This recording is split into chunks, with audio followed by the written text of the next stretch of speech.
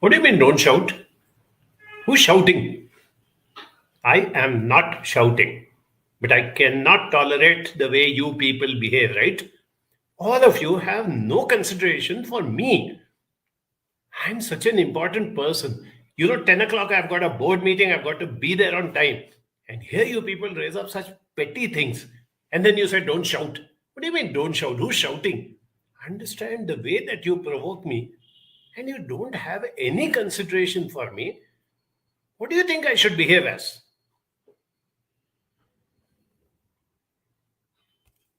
What is this, yeah? All the time telling me don't cry, don't cry. Obviously, I'll cry, right? Look at the way you behave. Look at this. Even I have to go for work. I'm getting delayed. Oh my god, this unreasonable behavior. It's too much. I'm not able to deal with it. I don't know what to do about it. Ah, okay. Taken you a little by surprise, but this is reality. There was this very famous book by John Gray which says, Why Men Shout and Women Cry. It's one of a lot of books written by him which are very, very useful at a practical level, and I have read it more than once. I have quoted from it, I have used it for helping, counselees and all that I've done. So at one point, when I was talking to somebody like this, it just struck me that I should also, try and see if I can convey that message in a more of an interactive manner, knowing how many of us nowadays read books. So I thought, let me put it in a more interactive and a more visual form. So that's why I took up this topic. Now, if you observed these two quick clips that you saw, first it was me, the man, then it was Seema, the woman. What do you think happened? What do you think are the emotions? Dissatisfaction, irritation, being let down, feeling unwanted. The emotions were exactly the same to the man and to the woman. But did you see the outburst? Did you see the typical reaction, a male reaction and a female reaction? So, what happens is that the women say, Why do these men shout all the time? Can't they control their emotions? Why do they have to be so loud and brash and angry all the time? And surprisingly, I have so many men who come and say, I can't even carry out a decent argument with my wife. Anything I say, and she breaks down and starts crying. That is her weapon. Now she starts crying. What am I supposed to do? I have to leave the place and go away. I have to stop the argument. Wonderful, isn't it? See how she uses crying as a tool to get the way that she wants. I can't even raise my voice. I can't say anything because she's got this wonderful tool, no? Breaking down, crying, whining. Now, this is what I want to discuss today. Right.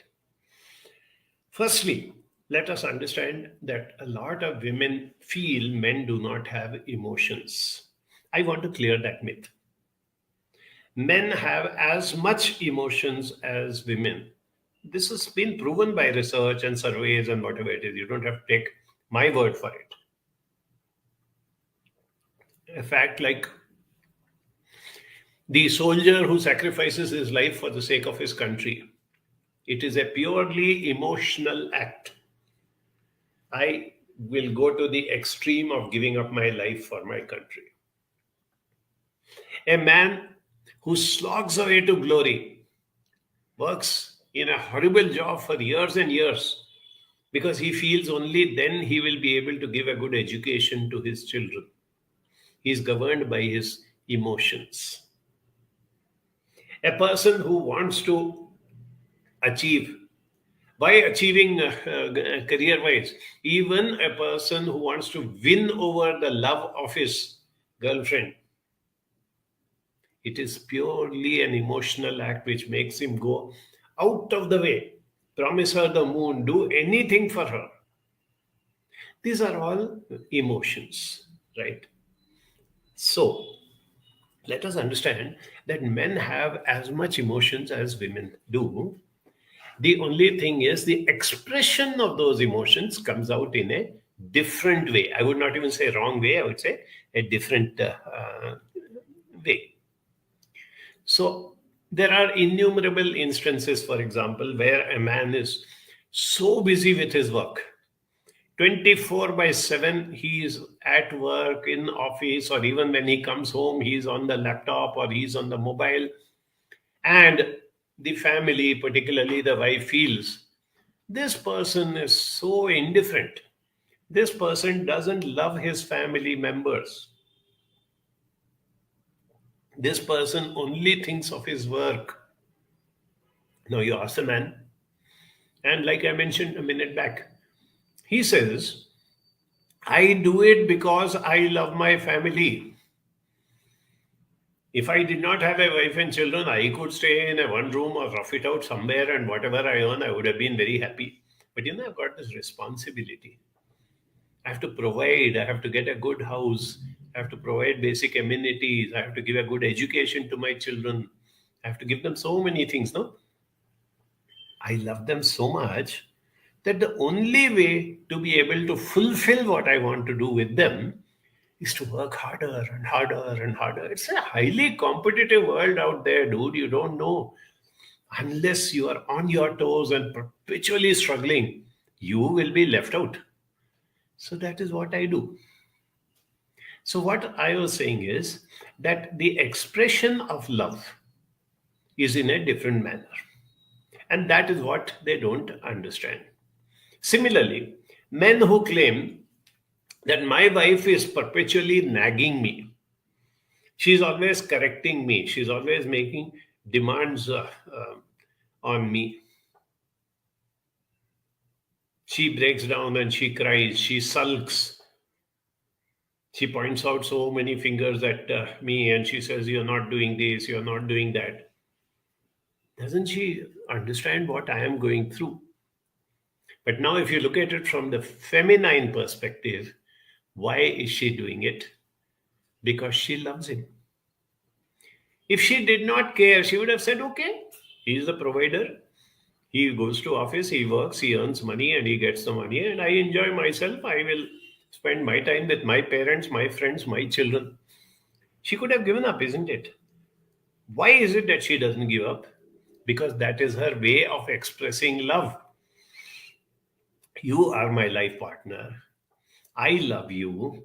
I want to have a good, harmonious life with you. And that is why I am constantly behind you, telling you. Even a simple thing like, a wife telling the husband, don't smoke or don't eat rich food. Or, doctor was saying that your sugar levels are high, so don't eat sugar. To the man, it may appear as though she's perpetually nagging me and she's behind my back and she hates me so much that she doesn't let me live in peace. I come back home and all the time, this is what she is behind me. But to the woman, it is her way of expressing her love. The other factor, which I've spoken of earlier, but I want to reiterate the same point, is generally men are left brained and women are right brained. Mostly, not all. Now, a left brain person is a person who is logical, sequential, analytical, mathematical, critical. These are the traits of a left brained person. A right brained person is emotional, intuitive, interpersonal, creative, literary.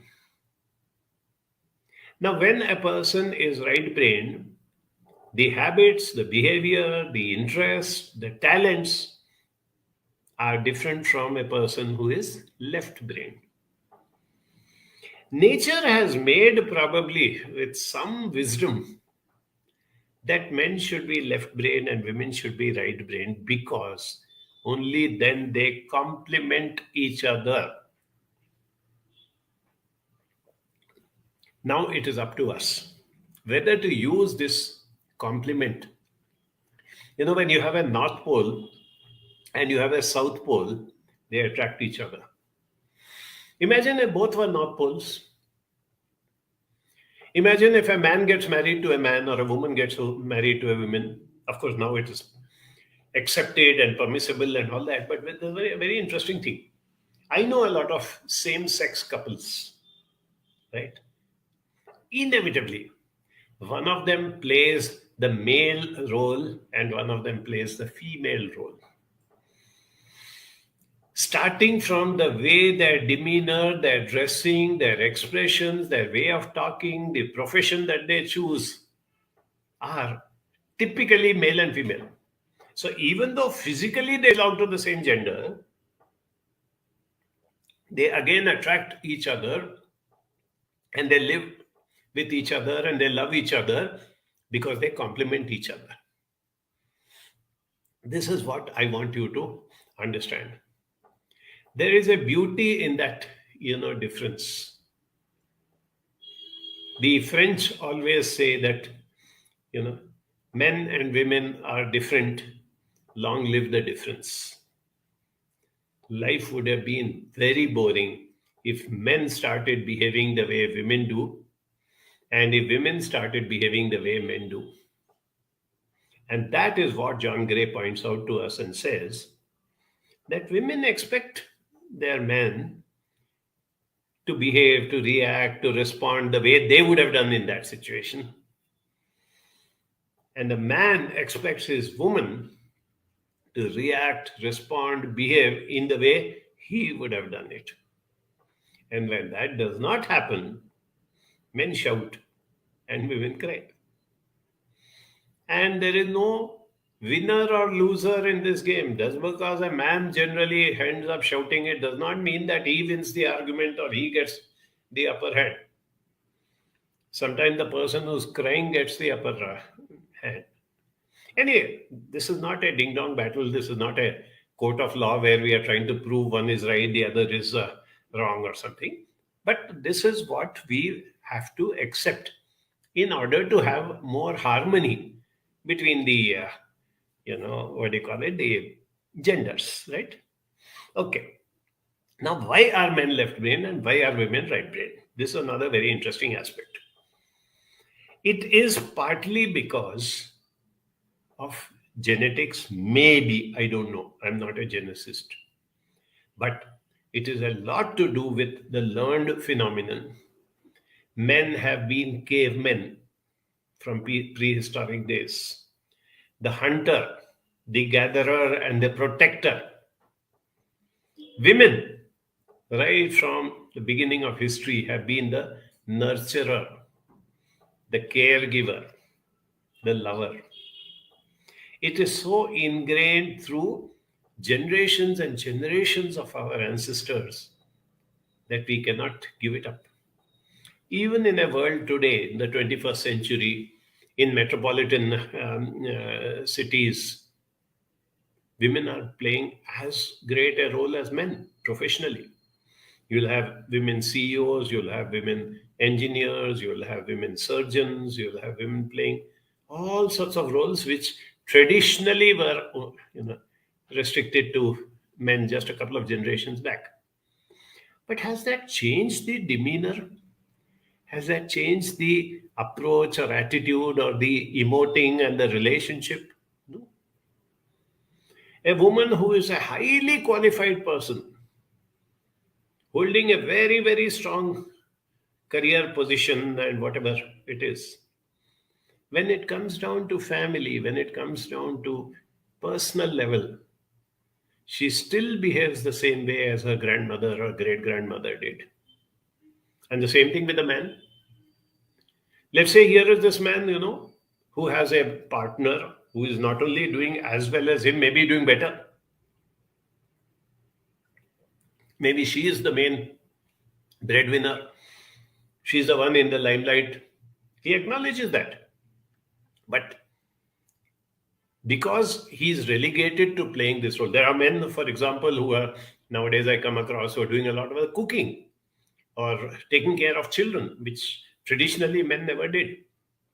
So you have this man who says, okay, you are busy, I'll take care of the baby. Or you are tied down with something else, I'll cook the food. So they are taking on feminine roles, right? But their demeanor, their expression, their behavior is not changing. When it comes to behavior which involves emotions, they still behave the way. Now, this is not going to change in the near future.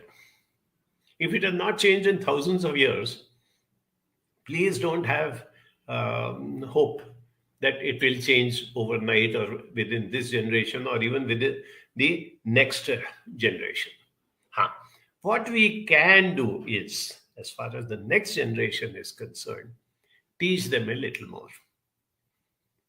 Teach them to understand. I have a small little incident ingrained in my mind that I must have been 5 or 6 years old. I was running and playing. I fell down. And I saw small red spots on my knee. Some thing had grazed my knee, and little blood was coming out. The moment I saw that, I thought I'm dying. And I let out a big shriek and I started bawling, crying. My father came running out and said, "What happened? What happened?" I pointed my knees. He went down and looked at my knees. He took his hand and brushed it aside so those red spots disappeared. And he said, "What's wrong with you? Why are you crying away to glory? Nothing has happened to you." I said, "No, I'm dying." He said, "No, you're not dying at all. Nothing is happening to you. Go wash your knees and this and that, and then go and play whatever, do whatever you want."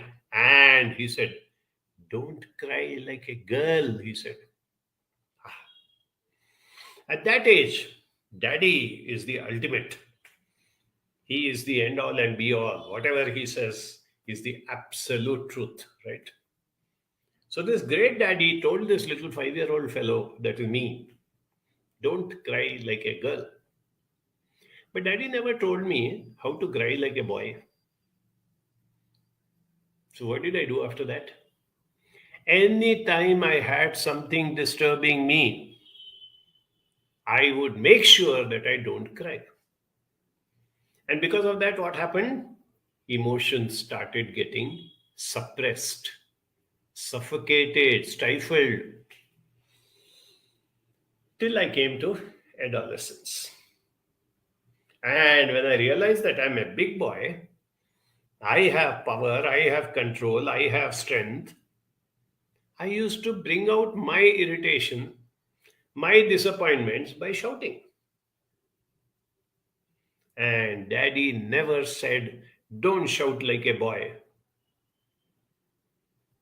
In fact, I vaguely even remember if mummy would complain saying, look at your son, how he is behaving, why is he so uncouth, why does he shout? Daddy would probably laugh and say, oh, he is a boy, forget it. He'll get over it. So directly or indirectly, that thing was propagated, that it is okay for you to shout, but it is not okay for you to cry. Now, all the girls sitting out there who are listening to this program, go back into your childhood. When you were a small child, and if somebody did something to you, and if you picked up your fist and started boxing that person, what would your parents say? You're a girl. Don't behave like this. What's wrong with you? Even if you shouted, they would have said the same thing to you. That is how that indoctrination came in. But when you cried, what happened? Oh, my poor baby. Come here, sit in my lap. Don't worry, Mama is here. No, we'll take care of you.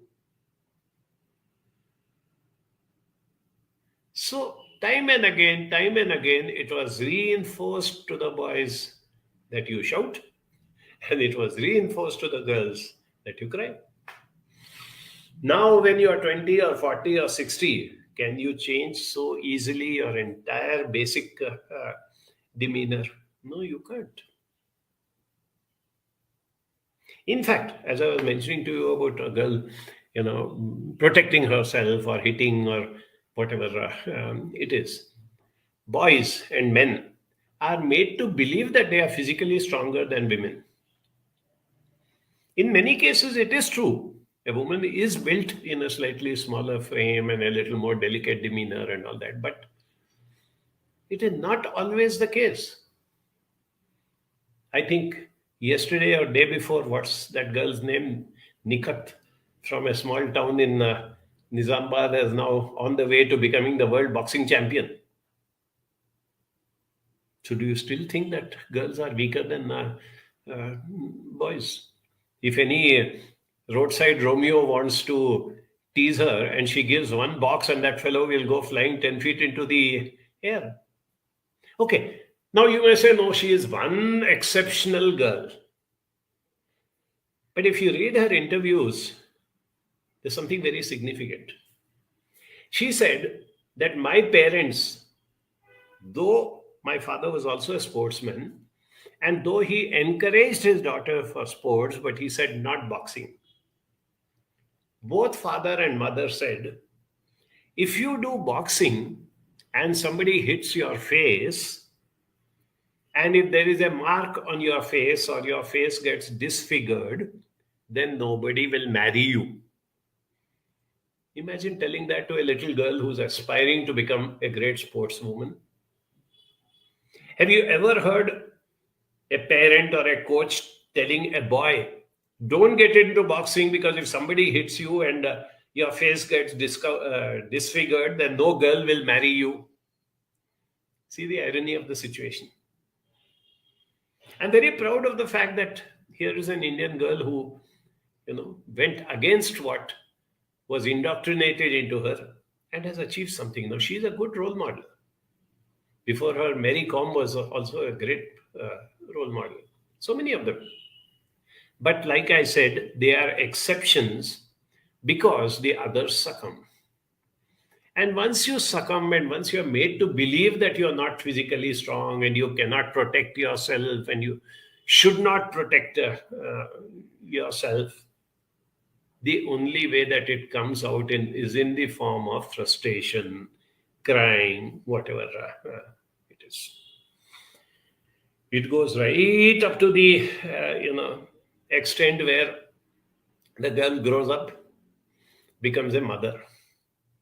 And now she is supposed to be all the time that great sacrificial mother. Whatever else she may do, she has to give first priority to children. One excellent example is this great lady called Indra Nooyi.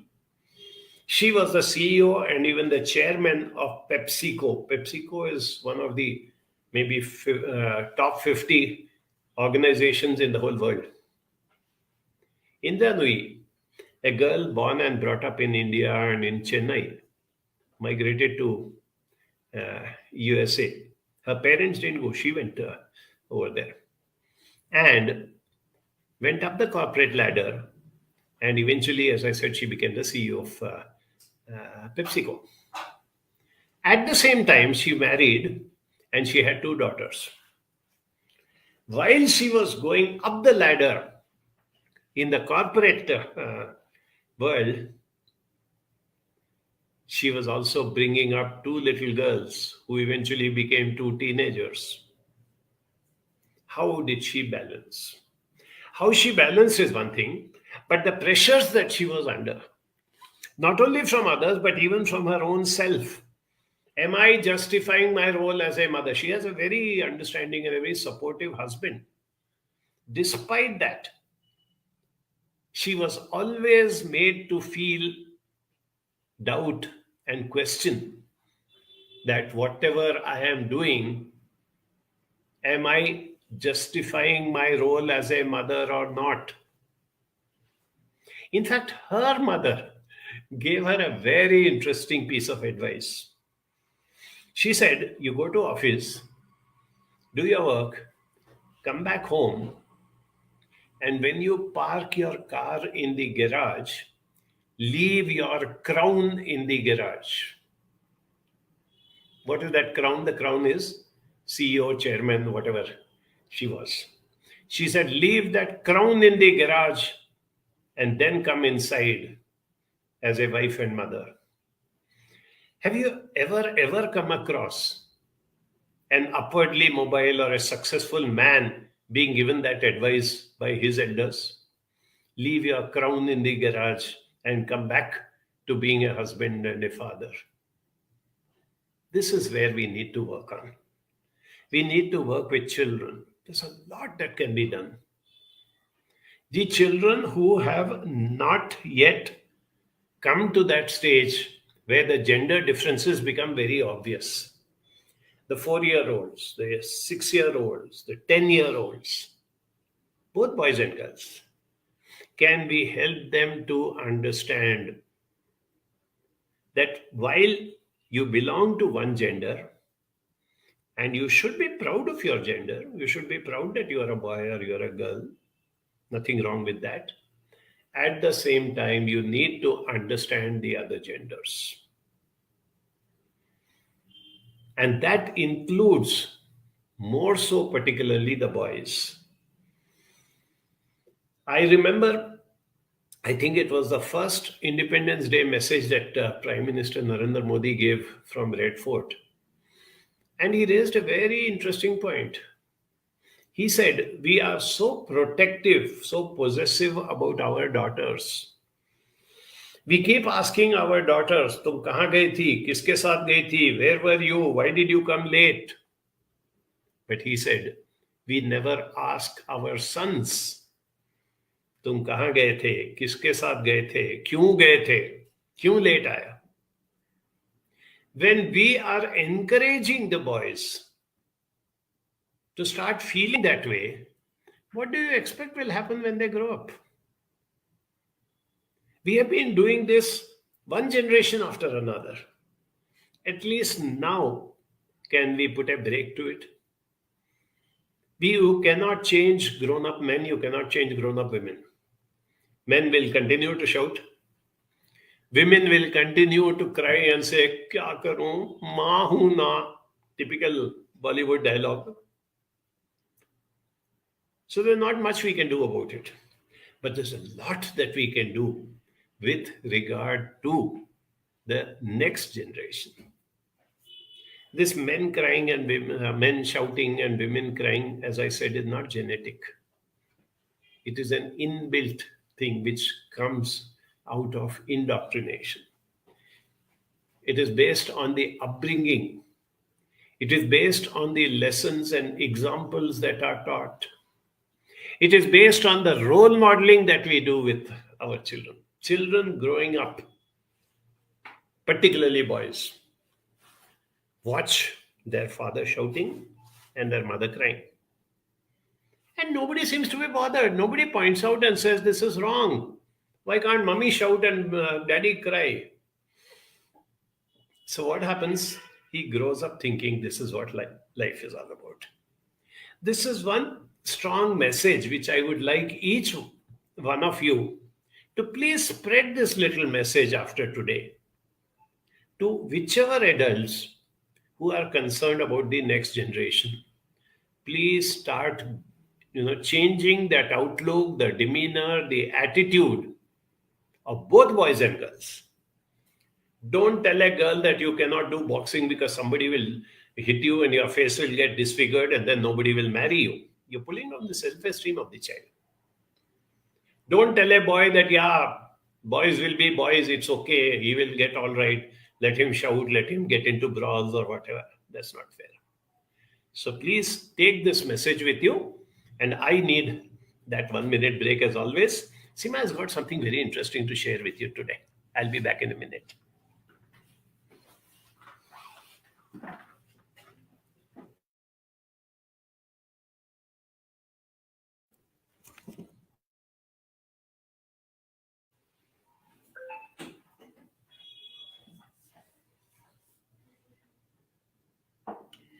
Hi, today you can see all of us wearing, I don't know if you can see it, yeah, Banjara Right Forever t-shirts when you walk into Banjara.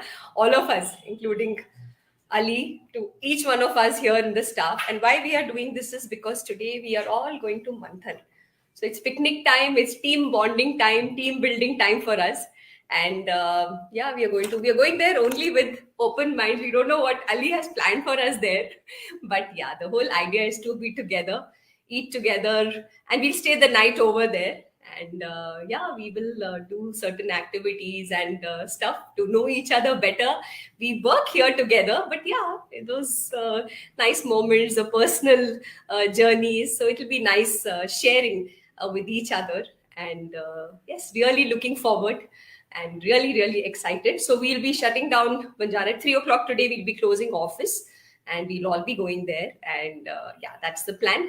And we'll stay the night. Tomorrow, our friend Asra, she's opening a kennel called Off Leash in Manthan. So tomorrow is the inaugural. She's invited everybody, all the dog parents and dog lovers, to come and spend the day there. So that's another thing we're looking forward to. So that's what's happening here. And of course, as usual, the place is bustling. Banjara is bustling with our new babies coming in DCS 23. We had a very nice program last Saturday, and they were here and we interacted. It was nice. And every day we have, many of you coming here for inquiring about the program as well as for admission. So yes, admissions are going on in full speed. So do come. 25th June is when we officially start. But don't even wait till then if you're planning to take this up or you have somebody in mind who wants to take it up, because we've already started the entire process of rapport building and meeting up. So do reach out for DCS 23, and all other programs as usual are there on the website. So all right, that's what's going on in Banjara. Thought we'll keep you posted.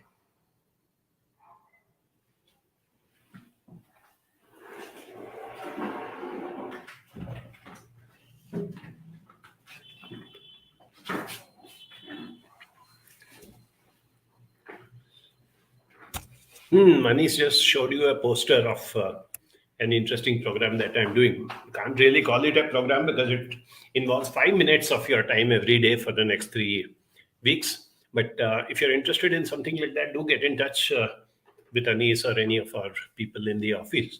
It's a very simple thing of how to enrich your life through the thought and the experience of death. Don't get scared. I'm not going to ask you to do something like PUBG or something that you jump over the roof or something like that. It's just at the thought process. And as I said, 5 minutes of your day. These are the little unusual things that we keep doing all the time, just to keep ourselves occupied and to do. So we've got this break in between the DCS 22, which ended, and DCS 23, which is going to start next month. So I thought, let me use that time. Okay, so now Anis is going to show me which are the comments and questions that have come up. So Vidya says, why is it so tough to make the men express his emotions? It is not at all tough, Vidya. Men express their emotions immediately. You say something and he gets provoked and he starts shouting. That is expression of emotions. What we need to do is not to make the men express emotions, but to express it in a different manner.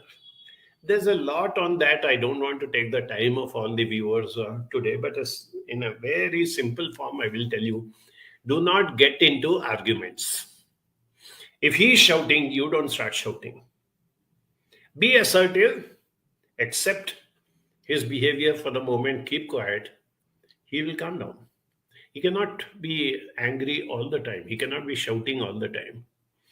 When he is back to a good mood, that is the time you bring up this question of, next time when you're angry, next time when you're upset, next time when you're irritated, can you tell me in a different manner? You will get results and I will respond much better to you.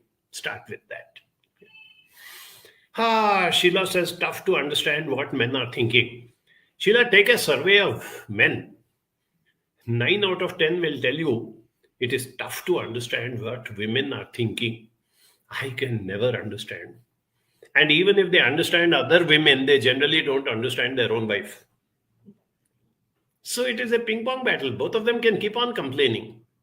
Now, my question is, when you say tough to understand what men are thinking, it is tough, it is not impossible. So, what efforts have you made to understand what men are thinking? Have you spoken to men of different ages? I mentioned to you, you go younger and younger. If you are a grown up adult and your partner and your peers are people of your age, go lower down. Maybe talk to a man who's 25, 20, 15, 10.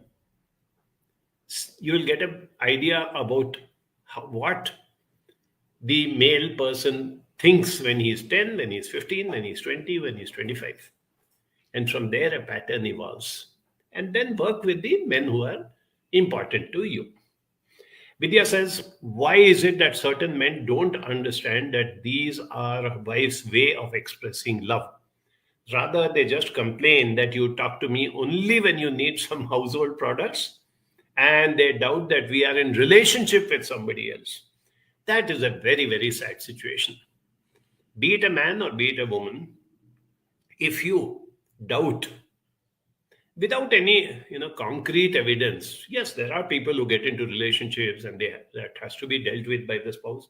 I'm not talking, those are very rare, and whatever happens, that's a very serious situation which has to be dealt with. But if there is a man, as you gave this example, who perpetually thinks that his wife is in relationship, you know what, it has nothing to do with his wife, it has nothing to do with his relationship with his wife. It is his own feeling of insecurity.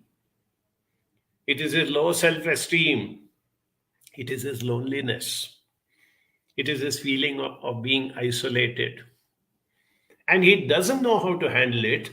So he hits out by making some accusations and saying this is what it is. Okay. The same way as you said that, okay, you said that why is that how much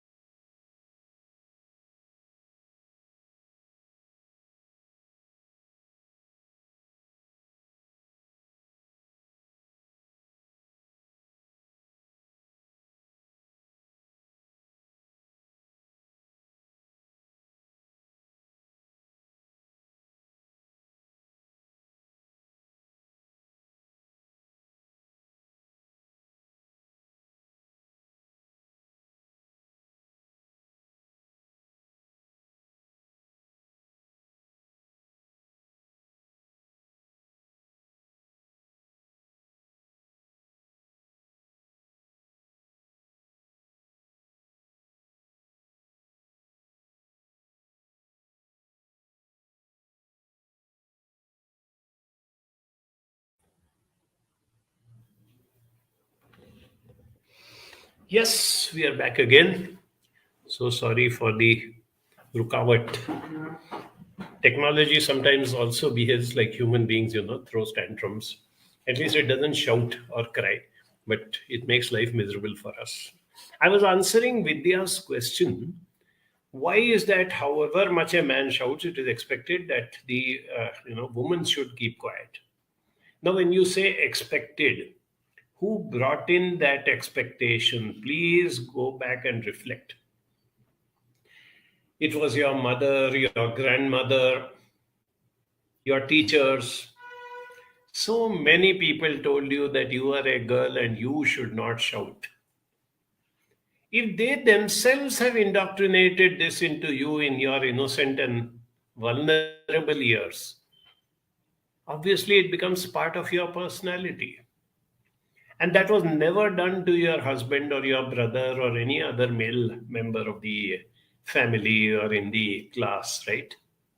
Now, that is what I want us to understand that we are doing. And that's the reason why I said before we closed for the break that please work with the smaller men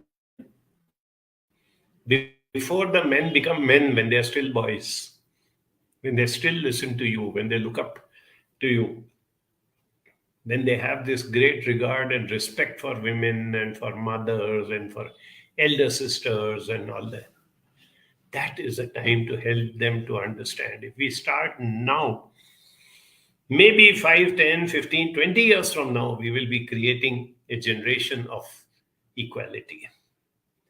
Saraf Saab says, women's bearing capacity is inherently more than that of men. That's why men are in a hard condition to digest something done by women, whether she be his wife, daughter, friend. Yes, same thing I will tell to all of you, including Mr. Saraf, that when you say bearing capacity, where has this bearing capacity come from? Why is it that a soldier's capacity to bear physical pain, even when he is shot and he's got a bullet in his leg, he still moves forward and he still continues to fight? If you or I were to have a bullet in our leg, we'll just collapse. Now, this bearing capacity of the soldier is not genetic, it is not inborn. He was trained in that manner, he was indoctrinated into that manner, he was motivated into that. Both body and mind was told that you are a soldier, you have to defend the nation, you have to do this and that. And that is what made him a hero when he has to face adversity. The same thing apply. Women shout and cry, Sheila says, while men only shout largely. It is a fact. That's the reason why I brought up this topic. But it is how you shout and how you cry which is important. In fact, since men hardly cry, and definitely not, in front of their spouse or somebody, I've also come across, unfortunately, one odd, in a rare instance here and there, she tolerates, she accepts, she somehow, carries on, she gets fed up. And she says, more, I am going to take things in my control. And the moment she announces that, this man breaks down, starts crying. And the woman is so overwhelmed that she feels that nothing can be sweeter than this, that my man is crying and asking for forgiveness. And everything gets deleted and she goes back to be what she was. Please be aware of that. Roshan says, very lucky to get a life partner who never ever shouted at me and never did I cry. Fantastic. Congratulations to Roshan. And I also feel that while the partner may have had a good upbringing, hats off to his parents and elders, at the same time, it is also how the wife behaves with the man which makes a difference. What is needed in these circumstances is assertiveness. neither being aggressive nor being possessive. Giving away easily and becoming submissive. Assertiveness wins the day against people who unnecessarily lose their temper and who shout. Sureka says, how can we help our counselees help them behave in ways that their love and care reaches the partner? Here, one thing is very important, Sureka. You have to deal with in two different ways when it comes to a male and when it comes to a female. By the time this counselee has come to you, the person has grown up in a lot of indoctrination, behaviors, and attitudes, and is also experiencing certain things, right? So we have to deal with the men differently and the women differently. With the men, if it can be made to understand that I understand your anger, I understand that you are very frustrated and you are pushed to a corner, and that is why you shout or that is why you get so angry. But do you get results? If you do not get results, would you like to try out a different way instead of shouting at your partner or creating that ruckus? Would you like to try? With a female, you have to tell her that whatever the person is doing to you, do not get provoked either way. Don't break down and cry and show your vulnerability, and do not start countering and shouting and arguing. Be assertive. We have to teach women assertiveness. And that assertiveness, believe me, is directly connected to self esteem. Innumerable Indian women suffer from low self esteem because of the way they have been brought up. I am not capable. I am a girl, my own dreams. And I have to listen first to my father, then to my husband, and then to my son. We have to break that. Any girl who has good self esteem and who is assertive can easily handle a father, a husband, a brother, a son who tends to get angry and shout. Over a period of time, the change can be brought in. Conclusion is seeking help or counseling. Don't wait till it comes to that exhaustion stage, and where you get so frustrated that you may actually do something which is very impulsive. Do it while you feel that things are little better. This is another thing which I have experienced with so many people. Let's say you have this man who keeps shouting all the time, and the wife is very submissive. You know what she thinks? No, if I am nice to him, then he will stop shouting.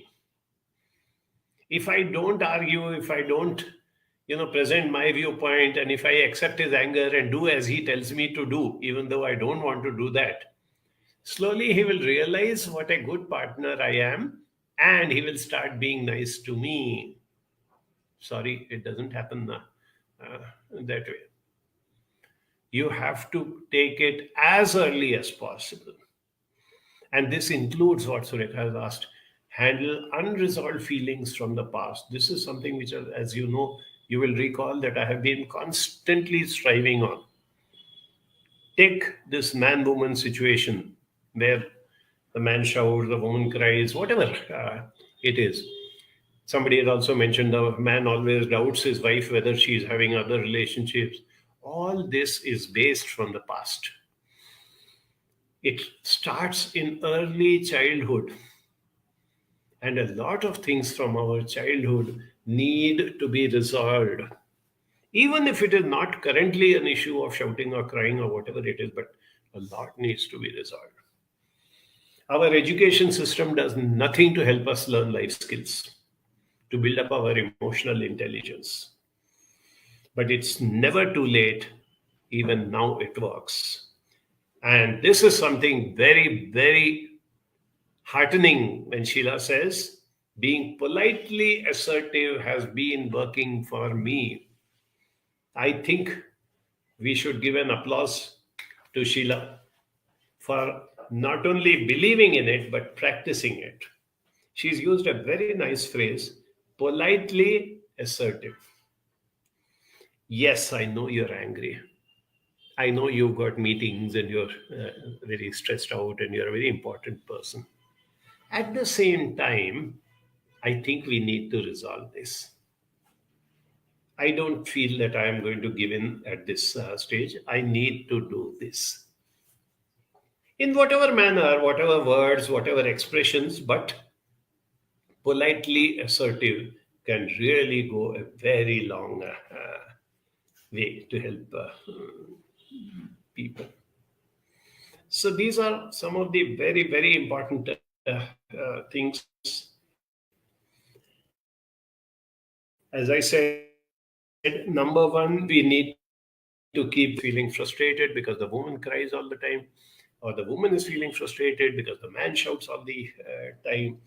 It is not impossible, but it is tough to handle it, to deal with it, to try to slowly bring about a change to the extent that it is possible. Don't expect miracles, don't expect overnight change from the person. But I can assure you that 10%, 20%, 30% more harmonious relationship goes a long way in making you feel contented. And it sets the ball rolling for better and better and better relationship. At the same time, look at the younger generation and see what we can do. Let us not be so selfish that we work only for our needs. We owe it to the next generation that we have to leave a good world behind them. There's so much talk going on about global warming, about wars and whatever we have been doing, the way we are destroying the world in so many ways. I am equally concerned about the way we are destroying the younger generation at an emotional level. I have told this a number of times and I repeat again that emotional intelligence can be built up at any time. And what are the first two pillars of emotional intelligence? Self-awareness. Yes, right now I am getting angry, I'm getting irritated, I'm feeling very disappointed, cheated. Awareness. The second pillar is managing the emotions. Now that I know that I am provoked, I am angry, I am feeling very restless. How do I manage? Which is the best way to manage my emotion? Roshan says, keep giving love and one is bound to get back love. No shouting and crying will happen. You're very lucky if you keep giving love and you do get back love. It doesn't happen all the time. I'm sure all of you have heard that little proverb that, you pick up a street dog and you nurture it, feed it, take care of it. Take care of all his needs. He looks up to you and says, you're taking such good care of me. You must be God. You pick up a little kitten and take care of it, feed it, groom it, protect it, do everything. The kitten looks at you and says, you are taking such good care of me. I must be God. Remember that some of us are dogs, some of us are cats. So you have to take that chance. Sureka says, how can we work towards better emotional autonomy, which prevents us from developing dependency? Yes, Sureka. Since we live in families, since we have to interact with people, I would suggest that we don't work towards developing or working from the dependency. Work towards what I always call as interdependency. It's the same way as there may be a family where the man goes out to work and earns the salary and the livelihood, and the woman takes care of the house and the kitchen and the children. They are not dependent on each other. They are interdependent. They are complementing each other, and men and women complement each other in 100 different ways. So learn to enjoy that aspect of it. That is what is needed It can be done. It requires some time and effort. And it can be done if you decide on the next Saturday's topic, that is, don't grow old. I'll be seeing you next Saturday, where we will be talking about how, while the numbers pile up, you ensure that you remain young till the last day of your life. So have a nice, wonderful week. I shall see you next Saturday. Bye bye.